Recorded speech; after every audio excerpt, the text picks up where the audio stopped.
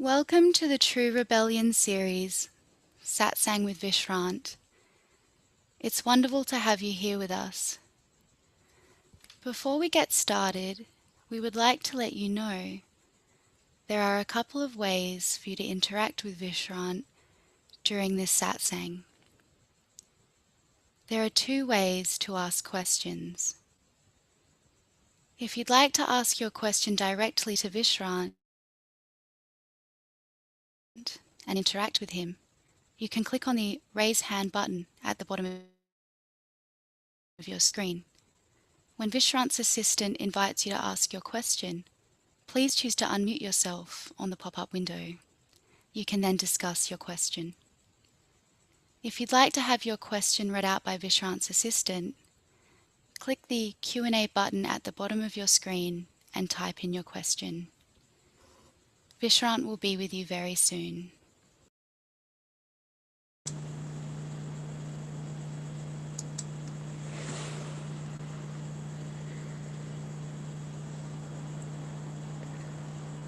Welcome to Satsang.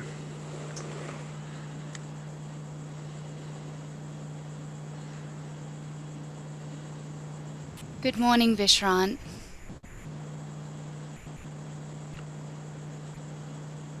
Would you please be able to speak about what is required to wake up?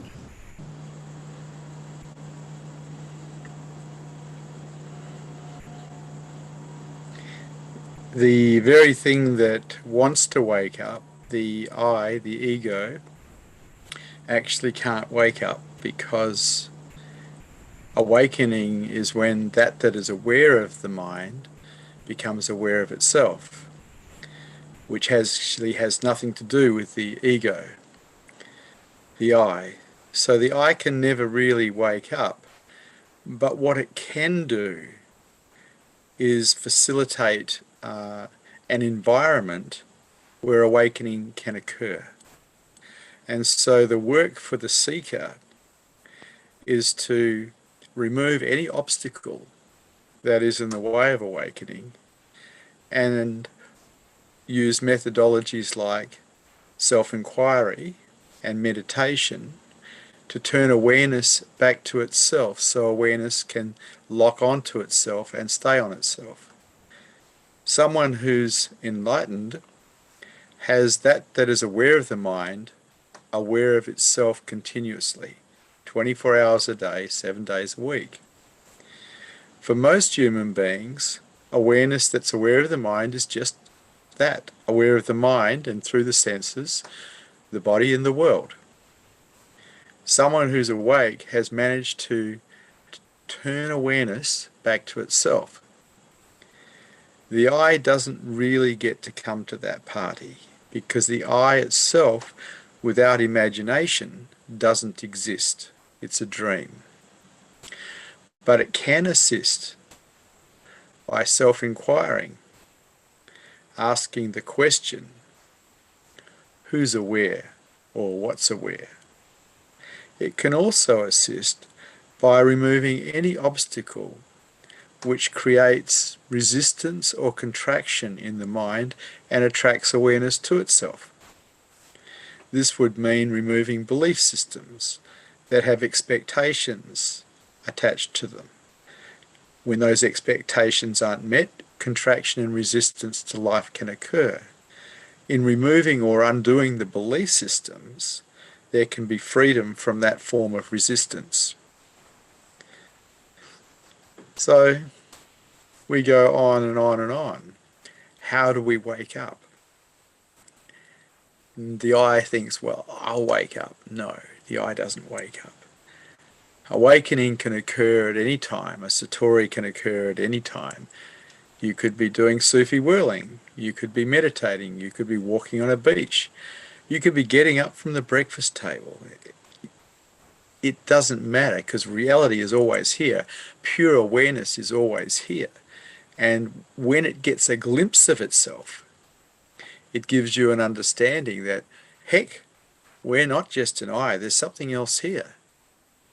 Those who meditate, who find no mind, find that they're there, but there's nobody there. There's no I there. There's just pure awareness. So what is this that is purely aware? That is what is interesting to the seeker. And the question, of course, is, who am I? Really? Who am I? So the seeker investigates. Usually gets involved in studying books, YouTube, videos, trying to collect knowledge so they can understand their way to enlightenment. And of course, that does not work. You cannot understand your way to enlightenment, because understanding is the booby prize. It's just a knowledgeable ego. What is aware of that knowledgeable ego? What is aware of it? That's of interest. Who are you really? And so it is only in practice that people wake up. The practice of self-inquiry, the practice of meditation, the practice of openness, and the practice of removing all obstacles that are in the way, that create contraction in the mind and attract awareness back to itself.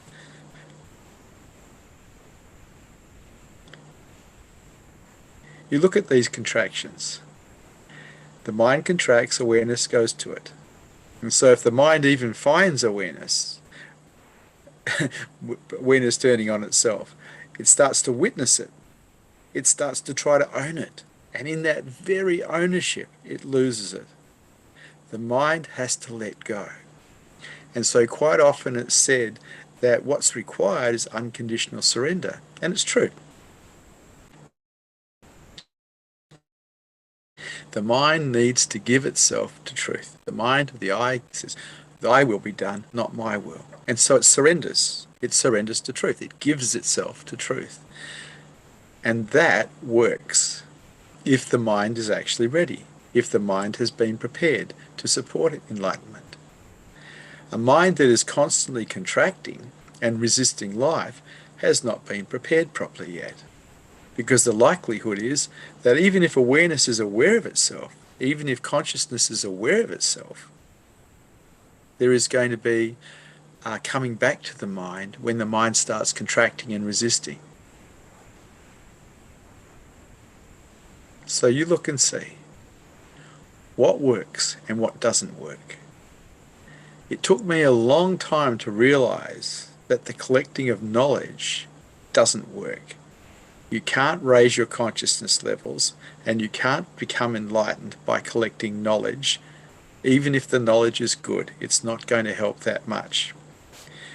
The only bit of knowledge that you need to know is that unconditional surrender is the doorway to enlightenment. Self-inquiry will facilitate it.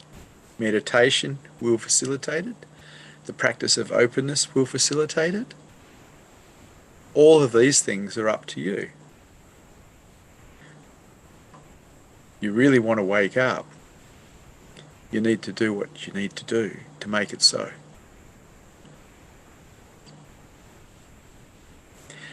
Are there any questions? Any statements? Any challenges to this teaching today?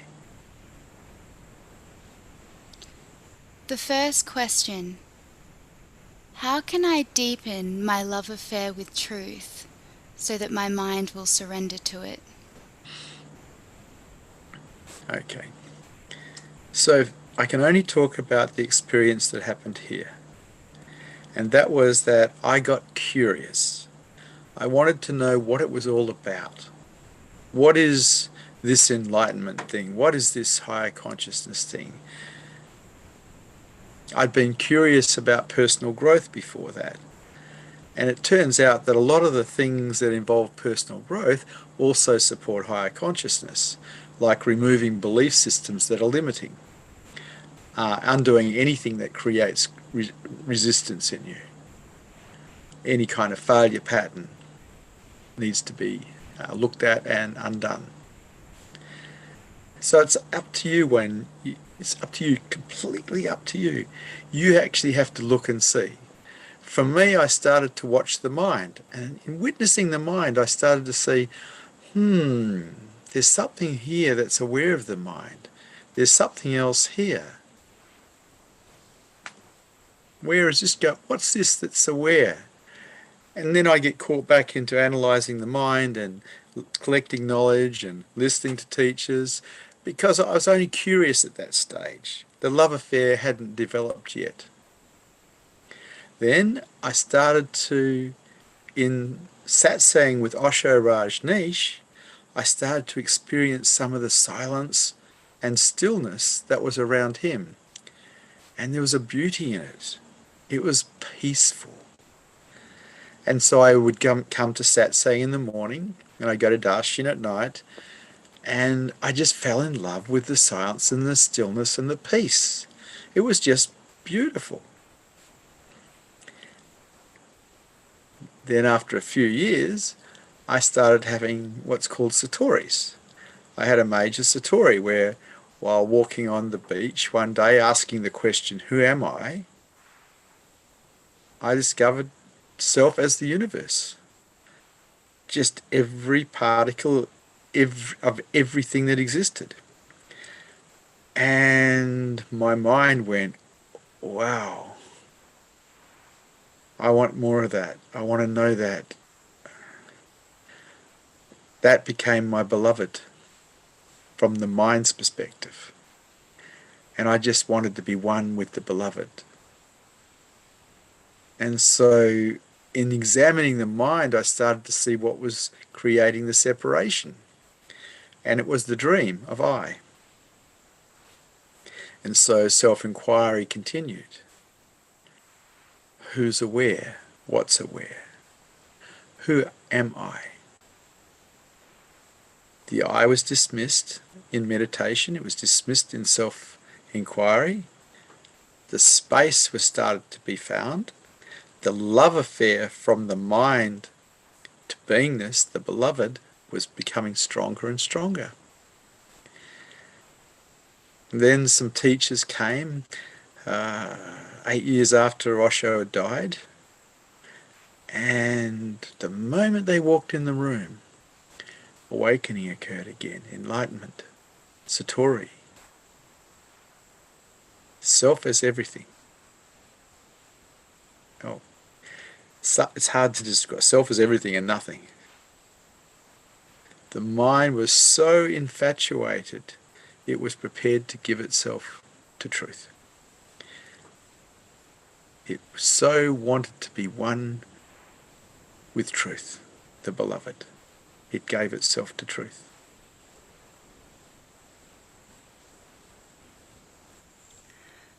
Without satori, do you think it's possible to fall in love